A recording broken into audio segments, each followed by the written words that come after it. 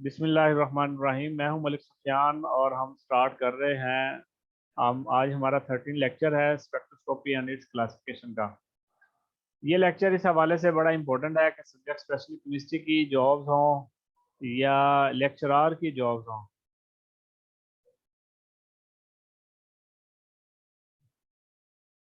तो उस हवाले से या पीएमएस का हो या कोई भी आपको कॉम्पिटिटिव एग्जाम हो, स्पेक्ट्रोस्कोपी एक ऐसा एरिया है जो बहुत ज़्यादा इम्पोर्टेंस रखता है। इसमें क्वेश्चन इसमें से अगर ना लिए जाएं, इसका मतलब ये होता है कि वो जो पेपर है वो इतना कंप्लीट नहीं है।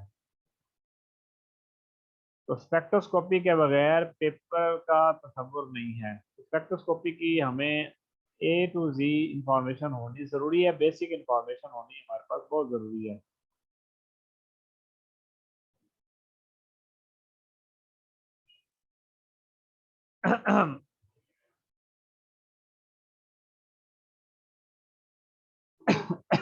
तो क्लास में जब ज्वाइन हो रहे होते हैं फिर ज़रा इश्यूज होते हैं। तो लेक्चररशिप की जो सीट्स अनाउंस हो चुकी हैं, फीमेल्स की 127 है, उनके लिए बड़ा इम्पोर्टेंट, बड़ा ही ये खास अपॉर्चुनिटी है कि वो इसको प्रिपेयर करें अपनी केमिस्ट्री को और ये सीट्स अवेल करें। आपके पास टाइम ये 2 एक महीने ही है, इससे ज़्यादा भी हो सकते हैं। तो आपने इसमें अच्छी खासी तैयारी करनी है और तैयारी के लिए मैं जो आपको स्केड्यूल बना रहा हूँ या दे रहा हूँ, अगर आप इसी को कर लें तो मेरे ख्याल में आपका 60% जो है वो पेपर आसानी से सॉल्व होगा। जनरल नॉलेज करंट अफेयर है। जनरल नॉलेज करंट अफेयर के लिए मैं आपको एक ट्रिक बता रहा हूँ कि आप लोग न्यूज़पेपर पढ़ा करें, पॉलिटिक्स में दिलचस्पी लें, किसी न किसी सियासी जमात को सपोर्ट करते हुए आप सारी जो न्यूज़ हैं उनके ऊपर आपकी नज़र होनी चाहिए, कौन मिनिस्टर बन रहा है, कौन मिनिस्टर है और पूरी दुनिया में क्या क्या हो रहे हैं, हमें उसकी इंफॉर्मेशन होनी ज़रूरी है। कौन सी गेम चल रही हैं, कौन सी बीमारी आ रही है, कौन सा अवार्ड दिया जा रहा है, कौन प्राइम मिनिस्टर बन रहा है, कौन सी तहरीक कब चली है, कौन सा मामला कब चल रहा है। तो हमें ये मोटी बातें जो है ना वो हमारे जहन में ज़रूर होनी चाहिए करंट अफेयर जनरल नॉलेज के हवाले से।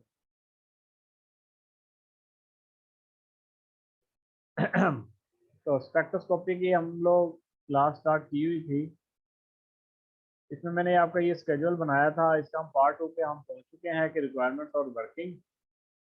तो रिक्वायरमेंट्स और वर्किंग हम स्टार्ट करेंगे, उससे पहले मैंने ये एक आपके सामने चार्ट रखा है, इसको आप देख सकते हैं टेबल को। इसमें मैंने रेडिएशन सोर्सेज शो किए हैं कि गैमा रेज है, एक्स रेज है, अल्ट्रावायलेट विजिबल है, इंफ्रारेड है, फार इंफ्रारेड है, रेडार, लॉन्गर रेडियो वेव्स हैं। आगे मैंने इनकी बताया कि अब्जॉर्प्शन या मिशन ऑफ रेडिएशन में क्या चीज़ें इन्वॉल्व होती हैं। न्यूक्लियर रिएक्शन इन्वॉल्व होते हैं गामा रेशन के। यहाँ transition of inner atomic electrons हैं एक्स रेज में, और यूवी विजिबल में transition of outer atomic electrons होते हैं। इंफ्रारेड में मॉलिक्यूलर वाइब्रेशंस है, और इंफ्रारेड में मॉलिक्यूलर रोटेशन है, और रेडियो वेव में ऑसिलेशन ऑफ मोबाइल और फ्री इलेक्ट्रॉन्स है। आइए हम स्टार्ट कर रहे हैं। यूवी विजिबल स्पेक्ट्रोस्कोपी की इंस्ट्रूमेंटेशन क्या होती है। मैंने यहाँ पर सिंगल बीम की जगह डबल बीम स्पेक्ट्रोफोटोमीटर के लिए मैंने इंस्ट्रूमेंट लिखे हैं, वो आपको पता होना चाहिए। सिंगल बीम और डबल बीम स्पेक्ट्रोफोटोमीटर में क्या डिफरेंस होता है। डबल बीम में दो सैंपल रखे जाते हैं, एक रेफरेंस सैंपल रखा जाता है, एक आपका ऑब्जर्विंग सैंपल होता है। एक एक्सपेरिमेंटल सैंपल होता है, एक रेफरेंस सैंपल। इस वजह से जो लाइट होती है वो मोनोक्रोमेटोर के जरिए से स्लिट से गुजरते हुए वो डिवाइड होती है, डिवाइड होने से एक सैंपल की तरफ जाती है और एक रेफरेंस की तरफ जाती है, तो डबल बीम बनती है। इस वजह से इनको डबल बीम स्पेक्ट्रोफोटोमीटर का नाम दिया जाता है। लाइट सोर्स, इसमें ये आपके पास इंस्ट्रूमेंट्स होते हैं। लाइट सोर्स होता है, मोनोक्रोमेटोर होता है, सैंपल एंड रेफरेंस सेल्स होते हैं, डिटेक्टर होता है, एम्पलीफायर होता है, रिकॉर्डिंग डिवाइस। लाइट सोर्स में जो हम यूज करते हैं टंगस्टन फिलामेंट लैंप्स यूज करते हैं या हाइड्रोजन ड्यूटोरियम लैंप्स इस्तेमाल किया जाता है। मोनोक्रोमेटो में प्रिज्म्स यूज किए जाते हैं और स्लिट्स होते हैं। स्लिट्स का मतलब आपको मालूम है कि ये उसको दो पार्ट में डिवाइड करता है, ये उसकी डायरेक्शन को चेंज करता है। वो आपको बताता है कि आपने एक ने इस तरफ जाना है और एक ने राइट साइड पे जाना है, एक ने लेफ्ट साइड पे जाना है। स्प्लिट करता है मोनोक्रोमेटोर कि आपका एक रेफरेंस सेल की तरफ जाएगा और एक एक्सपेरिमेंट सेल की तरफ जाएगा। सैंपल एंड रेफरेंस सेल, दो तरह के आपके पास सेल होते हैं, ठीक है। सैंपल या रेफरेंस सेल दोनों किस चीज से बने होते हैं, सिलिका या क्वार्ट्ज के बने होते हैं। ज्यादातर क्वार्ट्ज के हम यूज करते हैं। इन सैंपल सेल को हम लोग या रेफरेंस सेल को हम क्यूबिक का नाम भी देते हैं। डिटेक्टर क्या होते हैं, इसमें 2 फोटो सेल्स पाए जाते हैं। उनको मुश्किल होता है डिटेक्टर में आपका, हम डिटेक्ट करते हैं किसी भी ऑब्जर्वेशन को। एम्पलीफायर क्या करता है, उन सिग्नल्स को एम्पलीफाई करता है और हमें क्या करता है, क्लियर और रिकॉर्डेबल सिग्नल हमें प्रोवाइड करता है एम्पलीफायर। रिकॉर्डिंग डिवाइसेस होती हैं। रिकॉर्डिंग डिवाइसेस आपके पास, या हम इसको नाम दे सकते हैं कंप्यूटर का, कि हम कंप्यूटर के साथ इसको अटैच कर देते हैं किसी भी, ठीक है जी, केबल के साथ। तो वो हमें क्या हासिल हो जाता है, रिजल्ट हमें वो ग्राफ कंप्यूटर पे हासिल हो जाते हैं। तो ये इसकी इंस्ट्रूमेंटेशन है, इसका आपको पता होना ज़रूरी है। ये एक मैंने डायग्राम से बनाई है, ये इसकी वर्किंग डायग्राम भी है कि स्पेक्ट्रोफोटोमीटर को हम पहले क्या करते हैं, रन करते हैं। फर्स्ट ऑफ ऑल उसको हम ऑन कर देते हैं। ऑन होता है वो 5 मिनट तक, क्या होता है वो वर्किंग में आकर अपने आप को स्टेबल करके ऑन हो जाता है, वो वार्म अप हो जाता है। फिर हम क्या करते हैं, हम सोल्यूशन बनाते हैं वाटर के साथ, डिस्टिल वाटर के साथ। तो एक सेल में, एक रेफरेंस सेल में हम वाटर ले लेते हैं और दूसरे सेल में हम क्या करते हैं, कोई भी सोल्यूशन प्रिपेयर करते हैं। स्पेशल मैं आपको कह देता हूँ कि हम शुगर का सोल्यूशन प्रिपेयर करते हैं 50% सोल्यूशन। तो हम उसको फिल्टर करते हैं। फिल्टर करने के बाद उस सैंपल लेते हैं, सैंपल को हम उस क्यूबेट में ले लेते हैं। यहाँ पर ये सैंपल में सपोज आपके पास शुगर का सैंपल है, यहाँ पर रेफरेंस में हमने वो डिस्टिल वाटर जिससे हमने सोल्यूशन बनाया वो रेफरेंस में ले लिया। तो यहाँ से जो मिरर, यहाँ से जो लाइट सोर्स है टंगस्टन है, ये लैंप है, इसमें से लाइट पास होती है। यहाँ फिल्टर लगा होता है, फिल्टर से पास होकर वो मोनोक्रोमेटोर में जाती है। ये स्लिट है, ये बीम सप्लिटर है, इससे ये पास होती है। दो टू वेज में ये डिवाइड हो जाती है। दो रास्ते इसके बन जाते हैं कि ये इस मिरर से टकराती है, मिरर से टकराने के reference cell, photodiode data processing, और उसके बाद यहाँ पर डाटा रिकॉर्डर पे आ जाती है। इसी तरह बीम सप्लिटर है, सैंपल से गुजरती, फिर फोटोडायोड, फोटोसेंसिंग, और हमारे पास एक एब्जॉर्बेंस और वेवलेंथ में ग्राफ हासिल हो जाता है। तो यही उसका प्रोसीजर है, यही इसकी इंस्ट्रूमेंटेशन है, यही इसकी वर्किंग है। इस तरह से हम स्पेक्ट्रोफोटोमीटर के जरिए से अपनी स्पेसिफिक रिजल्ट हासिल कर लेते हैं।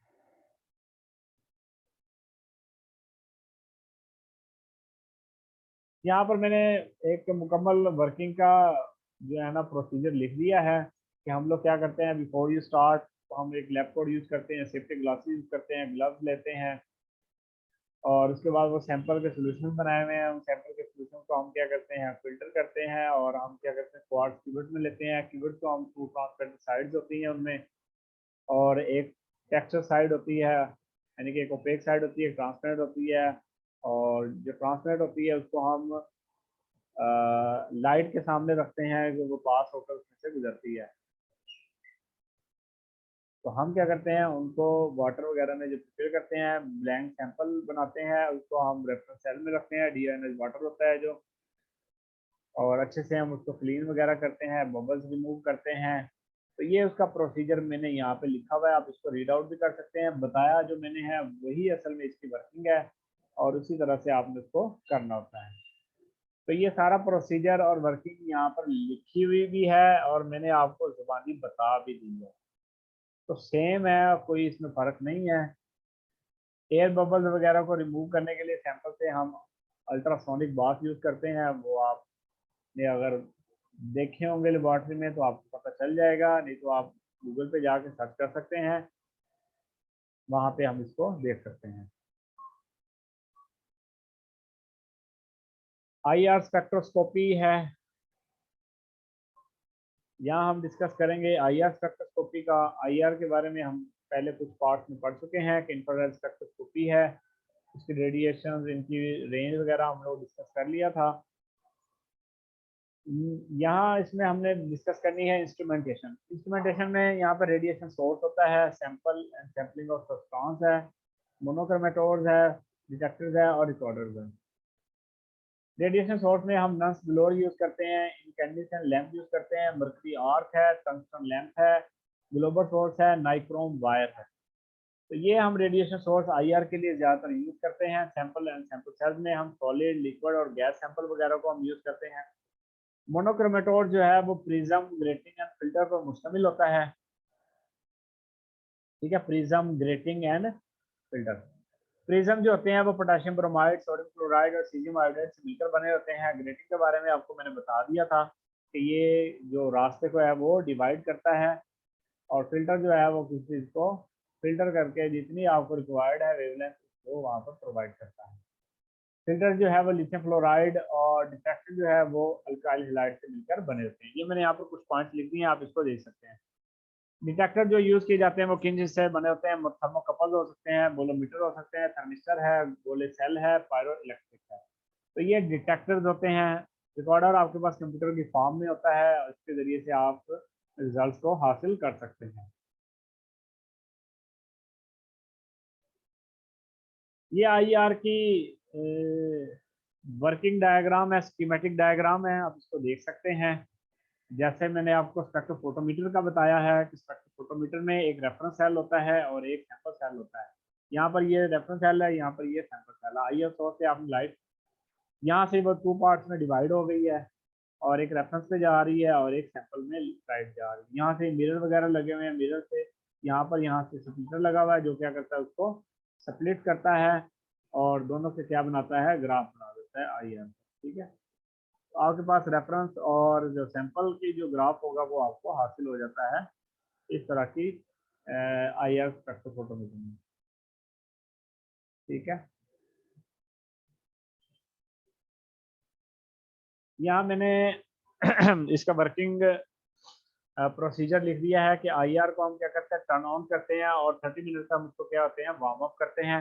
अननोन सैंपल लेते हैं और इसको हम क्या कहते हैं, इसकी अपीयरेंस को हम रिकॉर्डेड करते हैं। द बैकग्राउंड स्पेक्ट्रम जो होता है वो कलेक्ट करता है to remove the spectrum obtain from the natural region की बुनियाद पर। स्मॉल अमाउंट ऑफ सैंपल हम करते हैं under the probe by using the metal spatula से लेते हैं। प्रोब को हम सेट करते हैं बाय ट्विस्टिंग, इसको थोड़ा सा ट्विस्ट करके आईआर स्पेक्ट्रम जो अननोन सैंपल का होता है वो हमें हासिल हो जाता है। इस प्रोसेस को हम रिपीट करते हैं बार बार, अगर जब तक हमें गुड क्वालिटी का स्पेक्ट्रा हासिल नहीं हो जाता। तो हम आईआर का स्पेक्ट्रा अगर किसी ने हासिल किए होंगे तो बाज़ औक़ात हम आईआर के स्पेक्ट्रा बार बार हासिल करते हैं रिजल्ट को क्लियर करने के लिए। फर्स्ट टाइम लेते हैं तो आपके पास स्पेक्ट्रा क्लियर नहीं आता, आप सेकंड टाइम लेते हैं फिर क्लियर नहीं आता, थर्ड टाइम लेते हैं फिर क्लियर नहीं आता। तो आप उसके अच्छी तरह से जब तक आपको तसल्ली नहीं हो जाती, हम उसके स्पेक्ट्रा कुछ देर तक लेते रहते हैं। एब्जॉर्प्शन जो फ्रिक्वेंसीज होती है वो हमें फंक्शन ग्रुप्स के बारे में बताती है, जो रिकॉर्ड हुई होती है वहां से हम उसको नोट कर लेते हैं। तो इस तरह से हम आइडेंटिफिकेशन करते हैं अननोन सैंपल्स की, और हमें इस तरह से अपने मखसूस रिजल्ट हासिल हो जाते हैं।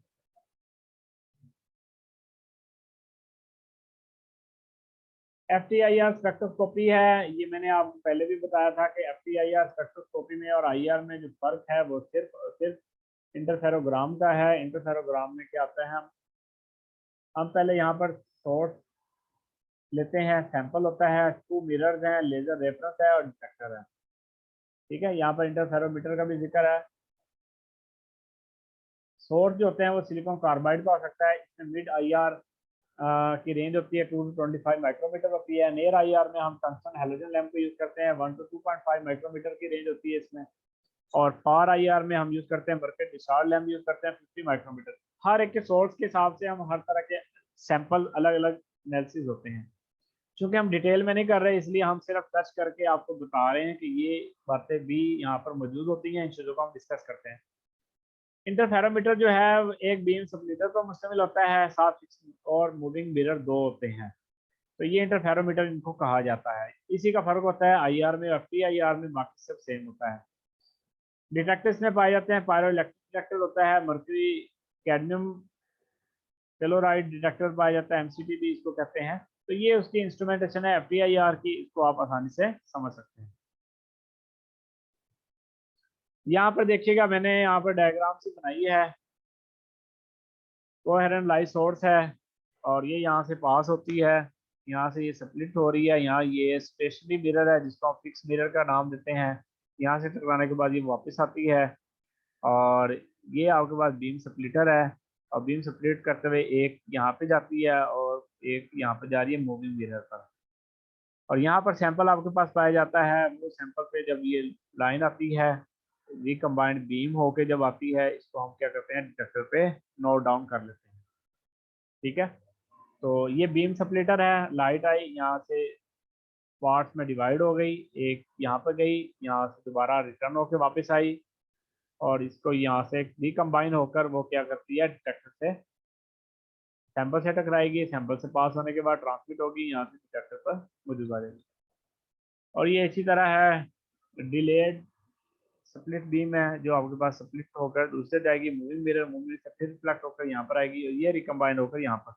तो यहाँ पर ये फिक्स और मूविंग मिरर दोनों पाए जाते हैं जिसकी मदद से ये लाइट रिकम्बाइन होकर सैंपल तक जाती है। तो इंटरफेरोमीटर है, इसकी मदद से हम क्या करते हैं आसानी के साथ और फास्टली हम अपने रिजल्ट को हासिल कर लेते हैं इंटरफेरोमीटर की वजह से।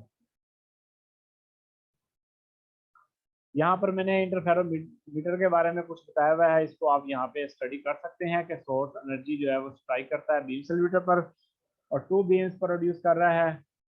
1 beam strike the fix mirror and return to the beam splitter. ठीक है, पहले वो फिक्स मिरर से टकराता है, बाद में वापस फिर बीम स्प्लिटर पे आता है, अदर बीम क्या करती है मूविंग मिरर तक जाती है। तो मोशन ऑफ मूविंग मिरर क्या करता है टोटल पाथ लेंथ वेरिएबल को बनाता है बाय द फिक्स मिरर के साथ। जब ये दोनों मिरर जो है ना वो अगेन मिलती हैं बीमसेल मिरर पर रिकम्बाइन होती हैं और difference in their path length create the constructive और डिस्ट्रक्टिव डिफरेंस बनती है और इसको हम क्या कहते हैं इंटरफेरोग्राम बन जाता है और इसको हम FTIR में हासिल करते हैं सैंपल में टकराने के बाद।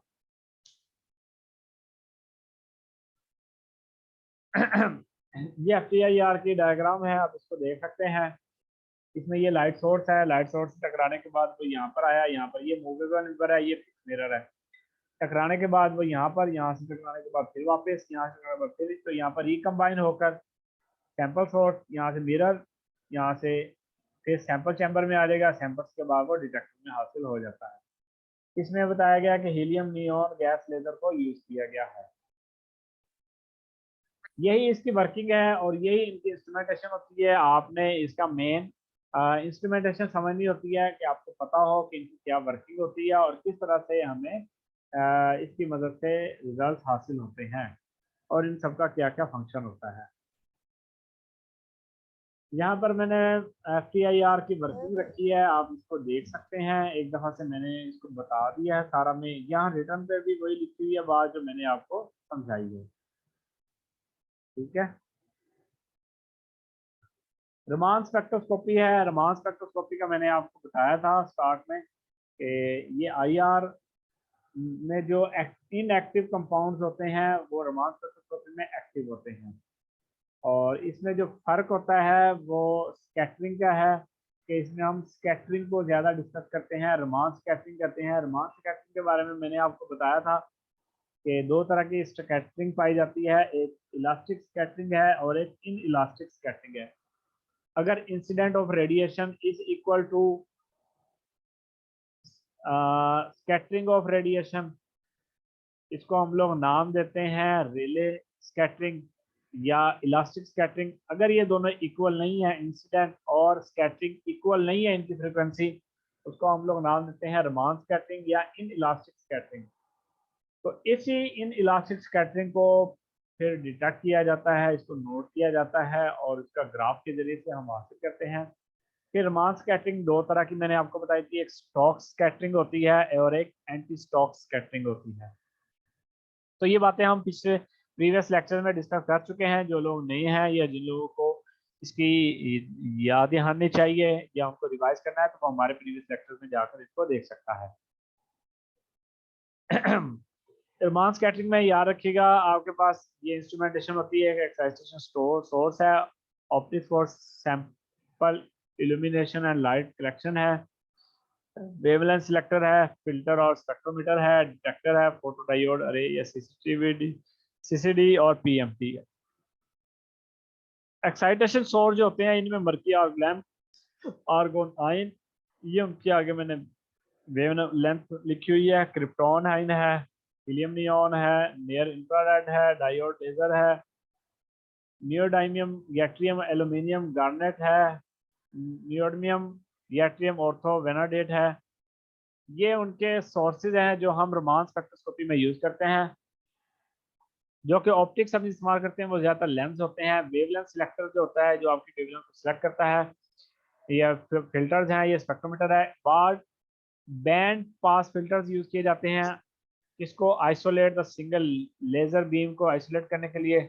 और इसी तरह डबल और ट्रिपल ग्रेटिंग मोनोक्रोमेटोर यूज किए जाते हैं, जैसे कि सुपर नॉच फिल्टर्स हैं, रिजेक्शन फिल्टर्स हैं, हेलोग्राफिक नोच और एज फिल्टर्स हैं। ये फिल्टर्स के नाम बताए गए हैं। Are use to separate the relatively weak Raman lines को हम सेपरेट करते हैं from intense Rayleigh scatter radiation. यानी कि आपके पास जो दो तरह की रेडिएशन स्कैटर रेडिएशन हासिल हो रही है, एक रिले है और एक समान है, तो इन दोनों को सेपरेट आउट करने के लिए, इनकी ग्राफ अलग से बनाने के लिए हम लोग क्या करते हैं, इन फिल्टर को इस्तेमाल करते हैं। वो दोनों को अलग अलग रेडिएशन को कर देता है और हमें ग्राफ हासिल हो जाते हैं। डिटेक्टर जो हमारे पास यूज किए जाते हैं वो thermo electrically cooled photo multiplier tube होती हैं, फोटो डायोड अरे डिटेक्टर है, सेंसिटिव चार्ज ट्रांसफर डिवाइसेस है, और इसी तरह चार्ज कपल डिवाइसेस है और चार्ज इंजेक्शन डिवाइसेस पाई जाती हैं। तो ये रमान स्पेक्ट्रोस्कोपी की इंस्ट्रूमेंटेशन है, इनका बेसिक आइडिया आपको जरूर होना चाहिए। यहाँ पर मैंने एक डायग्राम सी बनाई है कि लाइट सोर्स है, ये फिल्टर आपको क्या कर रहा है, एक्साइट कर रहा है, एक्साइटेशन के बाद वो स्कैटर हो रही है लाइट, और फिर उसके बाद एक एमिशन फिल्टर है। ठीक है, ये वाला फिल्टर क्या करता है, उसको स्कैटर करता है, अलग अलग करेगा। जो एमिशन फिल्टर है ये उसको क्या करता है, अलग अलग उसकी फॉर्म में ले जाकर डिटेक्टर तक पहुंचाएगा। यहाँ पर बताया गया है कि use the monochromatic filter, excitation filter है which let only light with specific wavelength reach the probe. The Meyer scatter जो होती है वो showed a broader spectrum and additional wavelength. Second filter हम लगाते हैं मिशन फिल्टर, प्रोब के, जो क्या करता है, ब्लॉक करता है इंसिडेंट वेवलेंथ को, रोक लेता है, वो नहीं आगे जाना। तो बाकी जो स्कैटर लाइट होगी उसको वो डिटेक्टर तक ले जाएगा।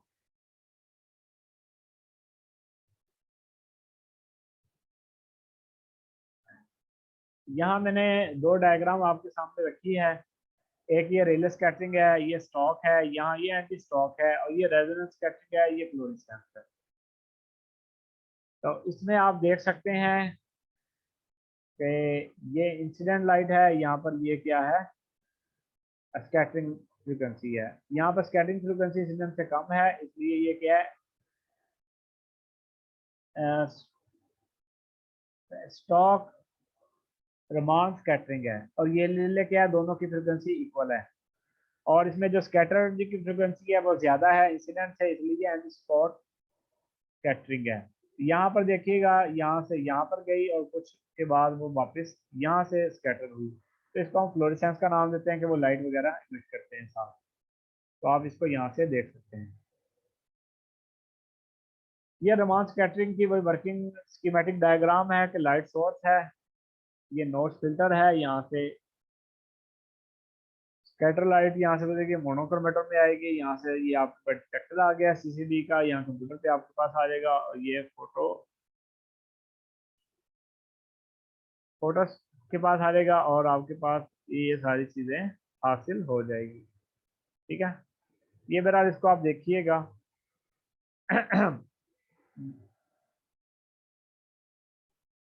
10 मिनट पड़े हैं, हमारी क्लास भी एंड होने वाली है, फिर इसके बाद हम फिर से स्टार्ट करेंगे। मोनोक्रोमेटिक रेडिएशन का ये वर्किंग डायग्राम है। रमान स्कैटरिंग का मैंने आपको जो सारी चीज़ बताई है वो यहाँ पर भी मौजूद है। ठीक है, तो आप इसको यहाँ पे स्टडी कर सकते हैं। स्टडी में बताया गया है कि आपके पास ये देखिएगा, न्यूट्रिन रेडिएशन आपके पास 3 टाइप की हासिल होती है, स्टॉक, एंटी स्टॉक और रेल स्कैटरिंग। इसके बारे में मैंने आपको बता दी हैं चीज़ें, आप इसको देख सकते हैं, इसमें कोई फ़र्क नहीं है। वही चीज़ें हैं जो मैंने आपको बताई हैं। ठीक है, एटॉमिक एब्जॉर्प्शन स्पेक्ट्रोस्कोपी की ये इंस्ट्रूमेंटेशन है। होलो कैथोड लैंप हम इस्तेमाल करते हैं, निबलाइजर है, बर्नर हेड है, मोनोक्रोमेटोर है, फोटो मल्टीप्लायर ट्यूब है, सैंपल है, ऑटो सैंपलर है, वेस्टेज है और ये शटडाउन। ठीक है, इसमें मैंने होलो कैथोड लैंप के बारे में आपको पहले भी बता चुका हूँ। ये वही बातें हैं यहाँ पर भी कि हम उस तरह के सैंपल सोर्स इस्तेमाल करते हैं यूवी आईआर या इविजिबल में जो पाए जाते हैं। निबलाइजर में हम क्या करते हैं, ये सक करता है लिक्विड को, सक करते हैं जैसे कि इंजेक्शन होता है कोई, कंट्रोल रेट पर क्रिएट अ फाइन एरोसोल, इनके वेपर की फॉर्म में मिक्स करते हैं फ्यूल के साथ, oxidant for the introduction to the flame. के फ्लेम में आप इसको जब एंटर करते हैं उससे पहले पहले आपको निकोलाइजर एक इंजेक्शन टाइप होता है वो आपको यूज करना पड़ता है। बर्नर हेड होता है, ये सॉलिड टाइटेनियम से बना होता है। मोनोक्रोमेटोर है, ये क्या करता है आपके पास जो वेवलेंथ लाइट होती है, isolate a single atomic resonance की लाइन बनाता है from the lines emitted by the hollow cathode से। जब डिफरेंट लाइंस बन रही है वो उसको एक आइसोलेट और सिंगल लाइन बनाता है। ठीक है, ये मोनोक्रोमेटोर का मैं पहले भी बता चुका हूँ कि अगर आपके पास ज़्यादा सारी कोई वेव लाइंस आ रही हैं तो वो उसको एक सिंगल लाइट बनाकर के आगे फॉरवर्ड करता है और ट्रांसमिट करता है उसको सैंपल, और वहाँ से आगे ट्रांसमिट करता है डिटेक्टर तक। फोटो मल्टीप्लाई ट्यूब ये डिटेक्टर है। सैंपल हम यूज करते हैं जिसमें इसमें कॉन्टेंट्स पाया जाता है 1% टू 10% तक कॉमन होता है, यानी कि उसमें इसका भी हिस्सा पाया जाता है। ऑटो सैम्पलर है, कंप्यूटर कंट्रोल है, मल्टीपर्पज सिस्टम है। वेस्ट चीज़ आपको मालूम है कि कोई चीज़ भी वेस्ट वगैरह होती है तो उसके लिए हमारे पास अलग से वेस्ट कंपार्टमेंट्स पाए जाते हैं, वेस्ट बॉक्स होते हैं जहाँ पर वो चले जाता है, बाकी जो हमारा रिक्वायर्ड नहीं होता। शट डाउन क्या होता है, एक्सपायरेट डीआयोनाइज्ड वाटर के साथ हम उसको सिस्टम को क्या करते हैं, फ्लश करते हैं, उसको उसको वॉश करते हैं अच्छी तरह से। शट डाउन करने से पहले पहले साल्ट और एसिड वगैरह को हम रिमूव करते हैं इसमें से। ये मैंने इंस्ट्रूमेंटेशन की कुछ डायग्राम आपके सामने रखी है। ये हॉलो कैथोड लैंप है, इसमें ये टंगस्टन और ये हीलियम आर्गन लो प्रेशर पे एंटर की जाती है।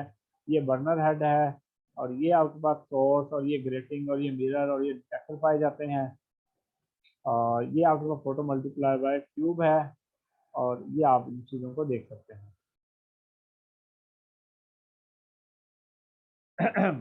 ये उसकी वर्किंग है कि सॉल्वेंट लिक्विड हम लेते हैं और सैंपल सोल्यूशन हासिल करते हैं, इन टू ट्रांसपेरेंट वेसल्स में डालते हैं जिसको हम क्यूबिट्स का नाम देते हैं। क्यूबिट्स में ले ली जो आपने स्पेक्ट्रोफोटोमीटर आपने यूवी वगैरह की वर्किंग पढ़ी है, तकरीबन एक जैसे ही होते हैं कि आपके पास एक रेफरेंस सेल होता है और एक आपके पास एक्सपेरिमेंटल सेल होता है। इन सेल को हम लोग स्पेसिफिक टर्म में हम क्यूबिट्स का नाम देते हैं। ठीक है, छोटे छोटे सेल होते हैं, क्यूबिट्स होती हैं। आप नेट पर सर्च कर सकते हैं क्यूबिट किस तरह की होती है। फिर हम क्या करते हैं, उसको स्पेक्ट्रोमीटर में रख देते हैं, डिटरमाइन करते हैं कि light flows due to the scattering और एब्जॉर्बेंस कितनी होती है। एब्जॉर्बेंस को हम लोग क्या करते हैं, एटॉमिक वेलोसिटी में नोट करते हैं और सब्ट्रैक्ट करते हैं।